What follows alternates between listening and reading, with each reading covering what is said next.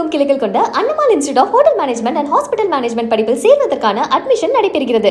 நீங்கள் புரிந்து கொள்ள வேண்டும், உங்கள் எதிரி யார் என்று தெரியாத வரை நீங்கள் வெற்றி களத்தை ஒருபோதும் அடையாளம் காண முடியாது.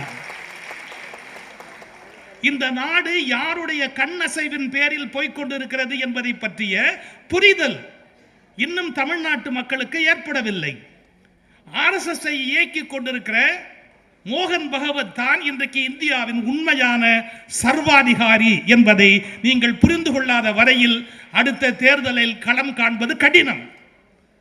அவருடைய விருப்பப்படி இந்தியா தன்னுடைய போக்கை கொண்டு போய் கொண்டிருக்கிறது. வெளியாக பார்க்கிற போது நரேந்திர மோடி ஒரு பலமுள்ள மனிதராக காட்டப்படுகிறாரே ஒழிய, மிக தெளிவாக சொல்லுகிறேன், அவர் ஒரு சோழ கொல்லை பொம்மை.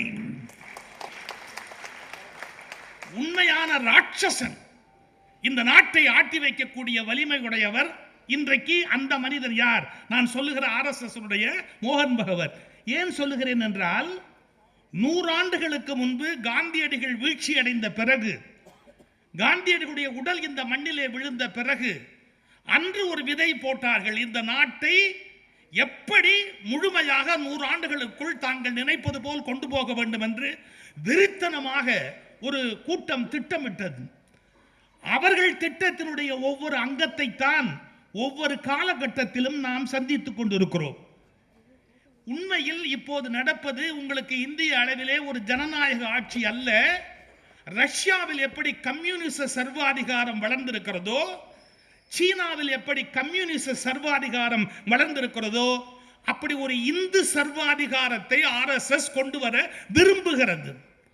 இந்த இந்து சர்வாதிகாரம் இந்த நாட்டுக்கு நான் வேறு எந்த நோக்கத்துக்காகவும் இவர்களோடு இணைந்து பணியாற்றவில்லை. இந்து சர்வாதிகாரம் என்ற ஒன்று இந்தியாவில் ஏற்பட்டு விட்டால் இந்த நாடு அன்றோடு வீழ்ச்சி அடைந்து விடும். அதன் பிறகு இந்த நாட்டை எழுப்பி நிறுத்துவது கடினம். அது நடக்காமல் இருப்பதற்கு ஒவ்வொரு காலத்தில் ஒரு தலைவனை இந்த உலகம் கொடுத்தது. அப்படிப்பட்ட தலைவனில் ஒப்பற்ற தலைவன் தான் டாக்டர் கலைஞர் அவர்கள்.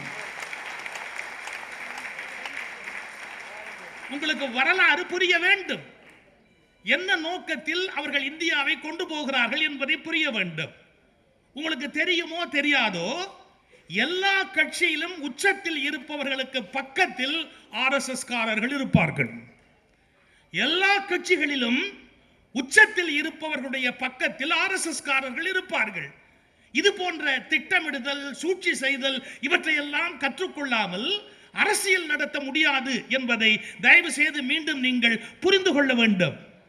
என்ன வேண்டுமோ அதை நோக்கி அவர்கள் அதை நகர்த்துவார்கள்.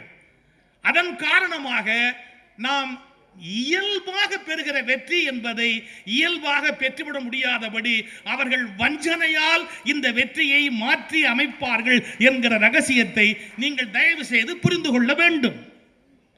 இந்த நாட்டில் அந்த விபத்து நடக்காமல் இது இருக்க வேண்டும் என்றால், கொள்கை அடிப்படையில் இந்த நாடு ஒரு இந்து சர்வாதிகார நாடாக மாறுவது ஆபத்தானது. ஏன் என்று கேட்டால், அதன் பிறகு நீங்கள் உலகத்தில் இருக்கிற கிறிஸ்துவ நாடுகளோடும் நட்பு கொள்ள முடியாது, வளைகுடா முஸ்லிம் நாடுகளோடும் நட்பு கொள்ள முடியாது, இந்தியர்கள் உலக அரங்கத்தில் வேலை பார்க்க முடியாது, இந்தியா தனிமைப்படுத்தப்படும், இந்திய பொருளாதாரம் வீழ்ச்சி அடையும். எனக்கொன்றும் RSS மீது எந்த கோபமும் இல்லை. ஆனால் இந்தியாவை அந்த கொள்கை நாசமடைய வைத்துவிடும் என்ற ஒரே வருத்தத்தால் தான் இன்னும் நான் பேசிக் கொண்டிருக்கிறேன். நீங்கள் இந்த கொள்கைகளை, இந்த திட்டங்களை, இந்த செயல் திட்டங்களை புரிந்து கொண்டால் மட்டும்தான் சரியான மாற்றத்தை நோக்கி கொண்டு போக முடியும். இப்போது கூட மிகுந்த மரியாதைக்குரிய நம்முடைய தளபதி அவர்கள் மிகுந்த மரியாதைக்குரிய மிகப்பெரிய ஒரு உச்ச நிலையில் இருந்து மக்களால் அவர்கள் மீண்டும் மீண்டும் கொண்டாடப்பட வேண்டிய ஒரு பெரிய தலைவனாக இருந்திருக்க வேண்டிய ஒரு சூழல் விபத்து போல நழுவி போய்விட்டது. இதை நீங்கள் நன்றாக புரிந்து கொள்ள வேண்டும். அந்த காலகட்டத்தில் அவர்கள் ஒரு முடிவெடுக்கிறார்கள். என்ன முடிவெடுக்கிறார்கள்? தன்னுடைய கூடவே இருக்கிறவர்கள் கூட இப்போது அமைந்திருக்கிற ஒரு அரசனோடு இணைந்து பணியாற்றுவதற்கு அவர்கள் அனுமதி வழங்குகிறார்கள். இதை நீங்கள் எப்படி பார்த்துக் கொள்ள வேண்டும் என்று சொன்னால், எப்படிப்பட்ட சூழ்நிலை இந்தியாவில் உருவாக்கப்பட்டது? ஒரே வார்த்தை சொல்லுகிறேனே, இந்த தேர்தலில் யார் வென்றார் என்று உங்களால் சொல்ல முடியுமா? இந்த தேர்தலிலே யார் வெற்றி பெற்றார் என்று உங்களில் யாராவது சொல்ல முடியுமா? ஒருவர் 108 இடங்கள் வாங்குகிறார், இன்னொருவர் 70 சில்லறை இடங்கள் வாங்குகிறார், இன்னொருவர் 40 சில்லறை இடங்கள் வாங்குகிறார். இந்த தேர்தலில் அப்படியானால் யார் வெற்றி பெற்றார்கள்? நீங்கள் உண்மைகளை புரிந்து கொள்ளாமல் உங்களால் அரசியல் நடத்த முடியாது. நான் அரசியல் கட்சி சார்ந்தவன் அல்ல, ஆனால் அரசியல் சிந்தனையாளன். நான் சொல்வதை நீங்கள் புரிந்து கொள்ள வேண்டும். இந்த தேர்தலில் வெற்றி பெற்றவர் அமித்ஷா மட்டுமே. இந்த தேர்தலில் வெற்றி பெற்றவர் அமித்ஷா மட்டுமே. ஏனென்றால் தமிழ்நாட்டில் ஒரு பலமான அரசு இருக்கக்கூடாது. இந்திய அளவில் எப்போதும் முன்னேறி கொண்டிருக்கிற தமிழர்கள் வாழ்க்கை வீணாக வேண்டும் என்பதற்காக திக்குமுக்காடக்கூடிய ஒரு சூழ்நிலையில் தமிழகத்தை கொண்டு வந்து நிறுத்த வேண்டும் என்று அமித்ஷா திட்டமிட்டு அதனுடைய செயல் விளைவுதான் இப்போது தமிழ்நாடு சந்தித்துக் கொண்டிருக்கிறது. நீங்கள் உங்கள் உண்மையான எதிரிகளை அடையாளம் காணாத வரையில் எப்படி போர் செய்ய போகிறீர்கள்? யாரை நோக்கி வாழ் சுழற்ற போகிறீர்கள்? யாரை எதிர்த்து நீங்கள் இந்த காரியத்தை செய்ய போகிறீர்கள்? என்ன நடந்திருக்கிறது என்பதை புரிந்து கொள்ளுங்கள். இங்கே யாருமே ஆட்சிக்கு வரக்கூடாது. மக்கள் தீர்மானிப்பது நடக்கக்கூடாது. இங்கே ஒரு வலிமையான அரசாங்கமே தமிழ்நாட்டில் இருக்கக்கூடாது. அப்படி இல்லாமல் இருந்தால்தான் மத்திய அரசு அல்லது ஒன்றிய அரசு நினைக்கிற கருத்துக்களை உள்ளே கொண்டு வர முடியும். என்ன நடந்திருக்கும் தெரியுமா? இந்த நாட்டு ஜனநாயக மரபிலே அதிக எண்ணிக்கை பெற்ற கட்சியை ஆட்சிக்கு அழைக்க வேண்டும் என்பது எழுதப்படாத சட்டம். சுப்ரீம் கோர்ட் பலமுறை உச்சரித்திருக்கிறது. ஆனாலும் ஆளுநர் அப்படி அழைக்கவே இல்லை ஒரு கட்சியை. அப்படியானால் அவர்களுடைய திட்டம் என்ன? அவருடைய நோக்கம் என்ன? அவர்கள் என்ன நினைக்கிறார்கள்? ஒரு கட்சி கூட இங்கு ஆட்சிக்கு வரக்கூடாது. ஒரு 6 மாத காலம் இங்கே மீண்டும் அவர்களுடைய ஆட்சி நடக்க வேண்டும். அப்போதுதான் நசுக்க வேண்டியவர்களை நசுக்க முடியும். அப்போதுதான் திணிக்க வேண்டியவற்றை திணிக்க முடியும், முடிக்க வேண்டியவற்றை முடிக்க முடியும் என்று 6 மாத காலம் அவர்கள் இங்கே தங்களுடைய ஆட்சியை நிலைநிறுத்த வேண்டும் என்று விரும்பினார்கள். அதிலும் உங்களுக்கு தெரியாத ரகசியத்தை இப்போது நான் சொல்லுகிறேன். தமிழ்நாட்டுக்கு என்று இன்னமும் முறையான ஒரு ஆளுநர் நியமிக்கப்படவில்லை. இந்த தமிழ்நாடு ஒரு நிரந்தர ஆளுநருக்கு கூட தகுதியற்றதா?